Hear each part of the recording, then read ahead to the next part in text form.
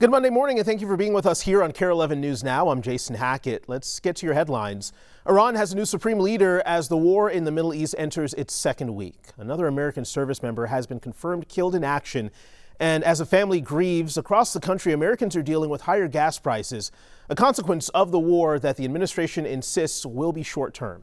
NBC's Alice Barr has the very latest from Washington. Hi there. New polling from NBC News shows a majority of American voters surveyed disapprove of President Trump's handling of Iran, as administration officials defend a fight they say is making Americans and the world safer. This morning, with the U.S. and Israel still trading heavy fire with Iran, the nation is mourning a seventh American service member who U.S. Central Command says died from wounds suffered during an Iranian attack on Saudi Arabia a week ago. Following this weekend's dignified transfer for 6 of the fallen, President Trump acknowledged there may be more. It's part of war. It's a sad part of war. It's the bad part of war. The president not ruling out sending U.S. ground troops into Iran. Possibly for very good reason. That as Iran named a new supreme leader, according to state-run media, Mojtaba Khamenei, son of the Ayatollah, killed in initial U.S.-Israeli strikes. President Trump had insisted on having a say in Iran's new leadership.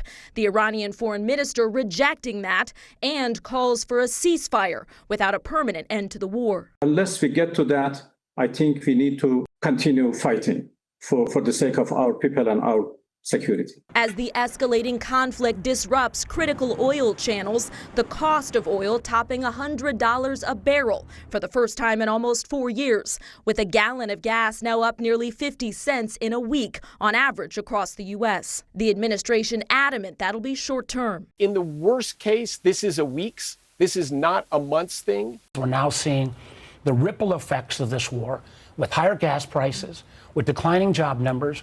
The defense secretary rejecting critics' calls for a clear timeline. You don't tell anybody what your limits would be on an operation. We're willing to go as far as we need to in order to be successful. President Trump posted overnight that oil prices will drop rapidly when the Iran nuclear threat is over, calling it a small price to pay for safety and peace.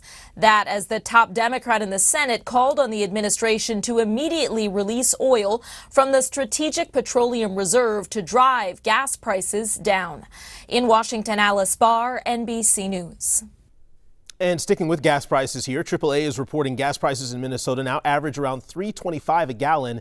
1 week ago, that number was closer to $2.80, so a big jump here since Operation Epic Fury began.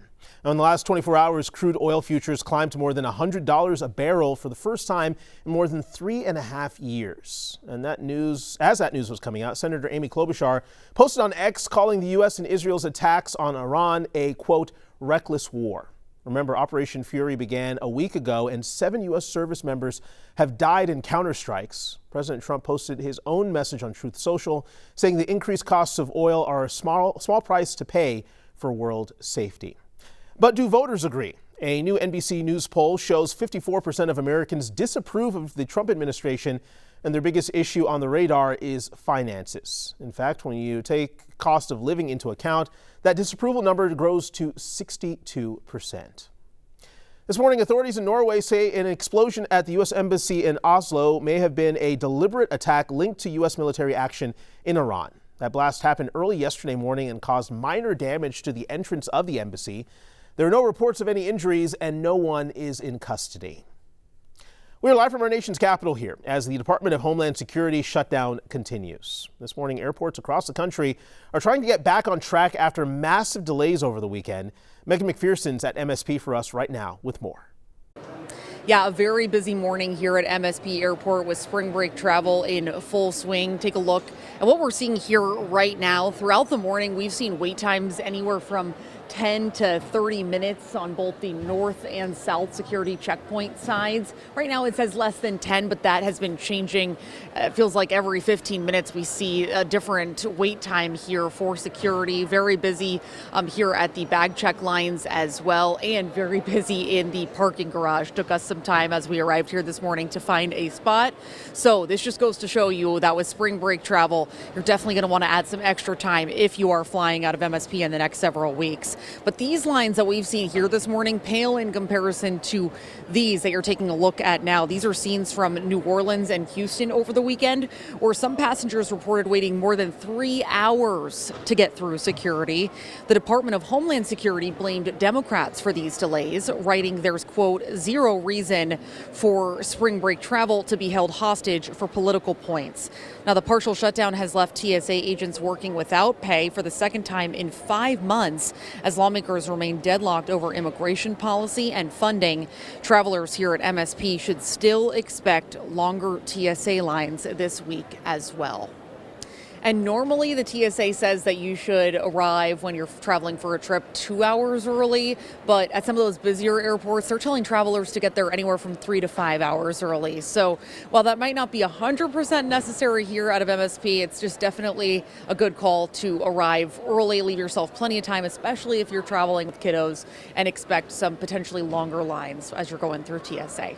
Back to you. Megan, thank you very much. New this morning, President Trump says he will not sign any new bills until the Save America Act is passed. That legislation would overhaul voting laws and require proof of citizenship to vote, but it faces an uphill battle in the Senate. In an interview with NBC News last week, Trump said the bill is so important that he would close the government over it. Experts say non-citizen voting is illegal and uncommon.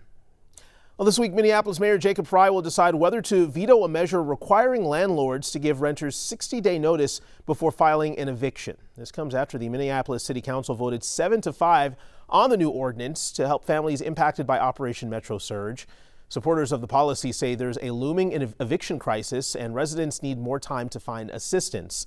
Others say it could hurt renters by digging them deeper into debt. We need to buy time to keep people in their homes, and to do nothing in this moment is only going to mean more evictions happening. This is not an easy fix. This is not a remedy that is going to bring lasting results. Now, the policy would apply to all renters facing eviction. The St. Paul City Council is also considering a similar extension. Your doctor could be going on strike. In just a week, a line of healthcare workers will decide when they're hitting the picket line after authorizing a strike over the weekend. The Doctors Council union says it's still working to negotiate its first contract with Allina after hundreds of employees unionized nearly 3 years ago. They're asking for higher pay, additional sick time, and a bigger say in how they care for patients. I feel like the last lever that we had was unionization, and enough of us had enough that we wanted and we needed to do this to fight for our patients and the kind of care they deserve and the kind of careers that we want to have, and also to preserve it for future generations of clinicians. Nearly 90% of union members who voted supported authorizing a strike. In a statement, Allina Health tells us, quote, "While this action does not guarantee a strike, it shifts focus away from the meaningful progress that continues at the bargaining table." This morning, the man accused of burning down the iconic Lutsen Lodge will be back in court. Prosecutors say owner Bryce Campbell started the fire 2 years ago to escape his growing financial problems. Investigators say records show he had nearly $14 million worth of business debts at the time of the fire.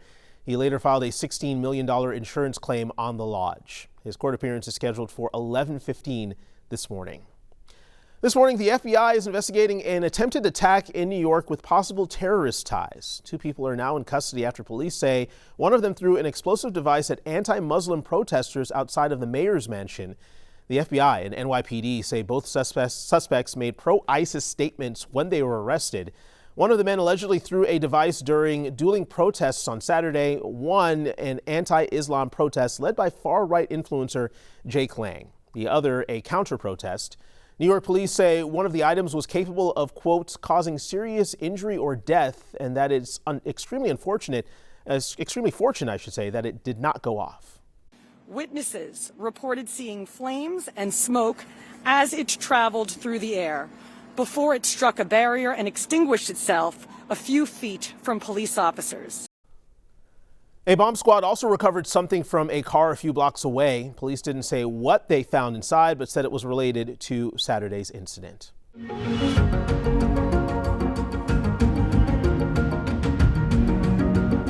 In This morning's Communities that Care. One familiar face here at KARE 11 is giving back before saying goodbye. As you might know already, our very own Belinda Jensen is getting ready to retire after more than 3 decades here. And right now, dozens of her coats are up for auction to benefit the ICA food shelf. The auction has been live for just over a week now, and the bids keep rising. Right now, the highest one we're seeing is $1,300 for one of Belle's favorite coats. Wow. Most of the bids are between $200 and $800. So if you want the stories behind Belle's coats, or her uniforms as she calls them, you can go to our YouTube channel and watch Belle's career in coats. There's also a link to the video and the auction on KARE11.com. Just look for this article. Remember, the auction runs through March 30th, and the winners will be notified by email the next day. Let's get that coat up to $2,000. That would be great. Great for the food shelf. Stick with us. More news and weather coming up after the break.